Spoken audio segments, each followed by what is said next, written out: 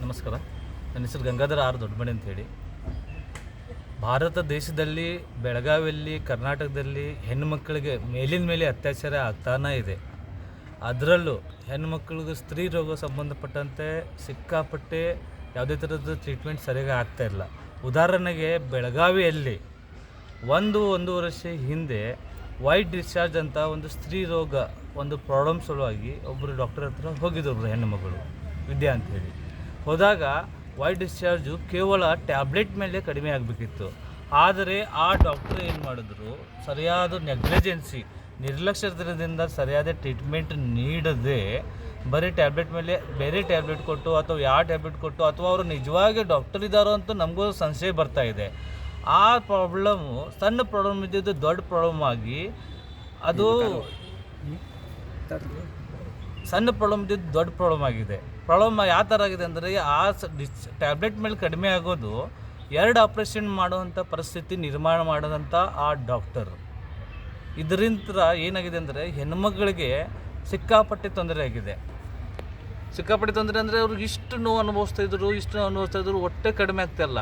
ಮತ್ತು 2ನೇ ಆಪ್ರೇಷನ್ ಒಂದು ಸತಿ ಆಪ್ರೇಷನ್ ಮಾಡಿದ್ರು. ಆಪ್ರೇಷನ್ ಮಾಡೋ ಸಂಬಂಧ ಇರಲಿಲ್ಲ, ಬರೀ ಟ್ಯಾಬ್ಲೆಟ್ ಮೇಲೆ ಕಡಿಮೆ ಆಗ್ತಿತ್ತು. 2ನೇ ಆಪ್ರೇಷನ್ ಒಂದು ಆಪ್ರೇಷನ್ ಆಯಿತು, ಓಕೆ. 2ನೇ ಆಪ್ರೇಷನ್ ಮಾಡಿದ್ರು. 2ನೇ ಆಪ್ರೇಷನ್ ಮಾಡಿದ್ಮೇಲೆ ಅದು ಆಪ್ರೇಷನ್ ಮಾಡಿದ್ರೂ ಇಲ್ಲೂ ಗೊತ್ತಿಲ್ಲ ಅಥವಾ ಮಾಡ್ಲಿಕ್ಕೆ ಬಂದಿಲ್ಲೋ ಗೊತ್ತಿಲ್ಲ. ಕೇವಲ ಆಪ್ರೇಷನ್ ಮಾಡಿ ಒಂದು ಆಪ್ರೇಷನ್ ಮಾಡಿದ್ರೆ ಮಿನಿಮಮ್ ಒಂದು 12 ಅವರ್ ಅಥವಾ 24 ಗಂಟೆ ಇಟ್ಕೋಬೇಕು. ಇವ್ರು ಕೇಳೋ ಆಪ್ರೇಷನ್ ಮಾಡಿ ಅರ್ಧ ಗಂಟೆಯಲ್ಲಿ ಅವ್ರು ಮನೆಗೆ ಡಿಸ್ಚಾರ್ಜ್ ಮಾಡಿಬಿಟ್ಟು ಹೆದರ್ಬಿಟ್ಟು ಆಮೇಲೆ ಡಿಸ್ಚಾರ್ಜ್ ಮಾಡಿಬಿಟ್ರು. ಮತ್ತು ಮರ್ರಿ ದಿನ ಸಿಕ್ಕಾಪಟ್ಟೆ ನೋವು.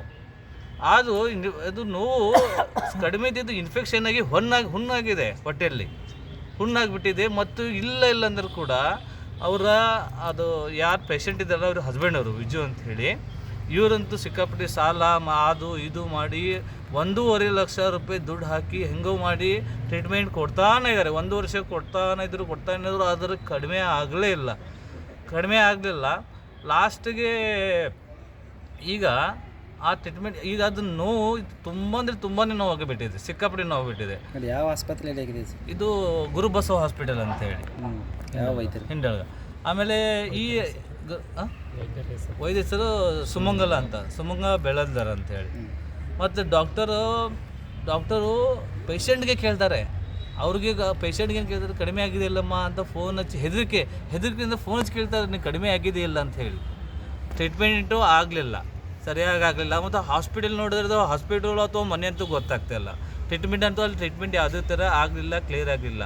ಲಾಸ್ಟಿಗೆ ಕೊನೆಗೆ ಏನಾಗಿದೆ ಅಂದರೆ ಇವರು ಏನು ಮಾಡಿದ್ರು, ಯಾಕೋ ಡೌಟ್ ಬಂದು ಬೇರೆ ಡಾಕ್ಟರ್ ಹತ್ರ ಹೋದರೆ ಆ ಡಾಕ್ಟರ್ನ ಹೆಸರು ತಗೋದಿಲ್ಲ. ಆ ಡಾಕ್ಟರ್ ಏನಂದರು, ಇದು ಕೇವಲ ಟ್ಯಾಬ್ಲೆಟ್ ಮೇಲೆ ಕಡಿಮೆ ಆಗಬೇಕಿತ್ತು, ಯಾಕೆ ಆಪ್ರೇಷನ್ ಮಾಡಿದ್ರು ಅಂತ ಅವರೆಲ್ಲ ಹೇಳಿದ್ರು. ಈಗ ಪೇಷಂಟಿಗೆ ಸ್ವಲ್ಪ ಆರಾಮಾಗಿದ್ದಾರೆ, ಪೇನ್ಸ್ ಇನ್ನಿಲ್ಲ. ನಮಗೇನು ಬೇಕಾಗಿದೆ ಅಂದರೆ ಈಗ ನಾವು TH ಹತ್ರ ಕಂಪ್ಲೇಂಟ್ ಮಾಡಿದ್ರು, DHO ಹತ್ರ 1 ತಿಂಗಳ ಹತ್ರ ಕಂಪ್ಲೇಂಟ್ ಮಾಡಿ 22ನೇ ತಾರೀಕಿಗೆ ಕಂಪ್ಲೇಂಟ್ ಮಾಡಿದ್ವಿ. 22 ತಾರೀಕು ಕಂಪ್ಲೇಂಟ್ ಮಾಡಿ ಸುಮಾರು ಸತಿ ನಾವು ಏನು ಸರಿಯಾಗಿ ಉತ್ತರ ಸಿಗಲ್ಲ. ಲಾಸ್ಟಿಗೆ ಕೊನೆಗೆ ನಾವು ಸ್ವಲ್ಪ ಪ್ರೆಷರ್ ಮಾಡಿಬಿಟ್ಟು ನಮ್ಮ ಸಂಘಟನೆ ವತಿಯಿಂದ ನಮ್ಮ ಅಧ್ಯಕ್ಷರು ಅವರೆಲ್ಲ ಪ್ರೆಷರ್ ಮೇಲೆ ನೋಟಿಸ್ ಇಶ್ಯೂ ಮಾಡಿ 7 ದಿನ ಆದರೂ ಕೂಡ ಯಾವುದೇ ಥರ ಆ್ಯಕ್ಷನ್ ಆಗಲ್ಲ. ಆದ್ದರಿಂದ ಇವತ್ತು ಧರಣಿ ಕೂತಿದ್ದೀವಿ. ನಮ್ದು ಇವತ್ತು ಬೇಡಿಕೆ ಏನಂದರೆ, ಈ ಸಾಲ ಗಿಲ ಮಾಡಿ ಏನು ಮಾಡಿದಾರಲ್ಲ ಅದನ್ನು ಪರಿಹಾರ ಆಸ್ಪತ್ರೆಗೆ ಕೊಡ್ತಾರೋ ಅಥವಾ ಸಂಬಂಧಪಟ್ಟ ಇಲಾಖೆ ಕೊಡ್ತಾರೋ ಗೊತ್ತಿಲ್ಲ, ಅದನ್ನು ಪರಿಹಾರ ನೀಡಬೇಕು. First demand. ಸೆಕೆಂಡ್ ಡಿಮಾಂಡ್ ಏನಂದರೆ, ಈಗ ಮುಂದಿನ ಟ್ರೀಟ್ಮೆಂಟಿಗೆ ಏನು ಪ್ರಾಬ್ಲಮ್ ಆಗಿದೆ, ಮುಂದಿನ ಟ್ರೀಟ್ಮೆಂಟಿಗೆ ಫರ್ದರ್ ಟ್ರೀಟ್ಮೆಂಟಿಗೆ ಎಲ್ಲ ಟ್ರೀಟ್ಮೆಂಟ್ ಖರ್ಚೆಲ್ಲ ಆಸ್ಪತ್ರೆ ಅಥವಾ ಇಲಾಖೆ ನೋಡ್ಕೋಬೇಕು. ಮತ್ತು ಮೂರನೇದು ಕಾನೂನು ಪ್ರಕಾರ ವೈದ್ಯಕೀಯ ಇಲಾಖೆ ಪ್ರಕಾರ ಅವ್ರಿಗೇನು ಶಿಕ್ಷೆ ಆಗಬೇಕು, ಆಸ್ಪತ್ರೆಯವರಿಗೆ ಮತ್ತು ವೈದ್ಯರಿಗೆ ಆ ಶಿಕ್ಷೆ ಆಗಲೇಬೇಕು. ಮತ್ತು ಈಗ ನಮ್ಮ ಅಧ್ಯಕ್ಷರು ಮಾತಾಡಿ ಬಂದಿದ್ದಾರೆ TH ಅವ್ರ ಜೊತೆ. ಏನಂದ್ರೆ TH ಅವರು 1 ವಾರ ನಮಗೆ ಸಮಯ ಕೊಡಂತಂದಿದ್ದಾರೆ. 1 ವಾರದಲ್ಲಿ ಅವರು ಏನಾದರೂ ನಮಗೆ ಸರಿಯಾದ ನಿರ್ಧಾರ ಅಥವಾ ಸರಿಯಾದ ಪರಿಹಾರ ಕೊಡಲಿಲ್ಲ, ನಾವು ರಾತ್ರಿ ಆಗಲಿ ಹಗಲಿ ಆಗಲಿ ಇಲ್ಲಿ ಉಪವಾಸ ಸತ್ಯಾಗ್ರಹ ಮಾಡಿ ನಮ್ಮ ವಿಜಯವ್ರ ಕುಟುಂಬವರಿಗೆ ನ್ಯಾಯ ಸಿಗೋರಿಗೆ ನಾವು ಹೇಳುವುದಿಲ್ಲ. ಮತ್ತು ಅವ್ರಿಗೆ ಶಿಕ್ಷೆ ಆಗಬೇಕು. ಮತ್ತು ನಾವು ಈಗಾಗಲೇ ಹೆಲ್ತ್ ಮಿನಿಸ್ಟರ್ PSಗಳ ಜೊತೆ ಕೂಡ ಮಾತಾಡಿದ್ದೀವಿ. ಅವರು ಕೂಡ ನೀವೊಂದು ವೇಟ್ ಮಾಡಿ, ನಮ್ಮ ಡೀಟೇಲ್ಸ್ ಕಳಿಸ್ಕೊಡಿ ತಂದಿದ್ದಾರೆ. ಇವತ್ತು ಇಲ್ಲಿಂದ ಈ ದಿನದಿಂದ 7 ದಿನವರೆಗೂ ವೇಟ್ ಮಾಡ್ತೀವಿ. 8ನೇ ದಿನ ಇವ್ರು ಏನಾದರೂ 8ನೇ ದಿನ 7ನೇ ದಿನ ಆ್ಯಕ್ಷನ್ ತೊಗೊಂಡಿದ್ದಾರೆ ಇವ್ರ ಮೇಲೆ ನಾವು ಸರಿಯಾಗಿ ಗೊತ್ತಿಲ್ಲದ ಇವತ್ತು ನಾವು ಇಷ್ಟೇ ಜನ ಕೊಟ್ಟಿದ್ದೀವಿ.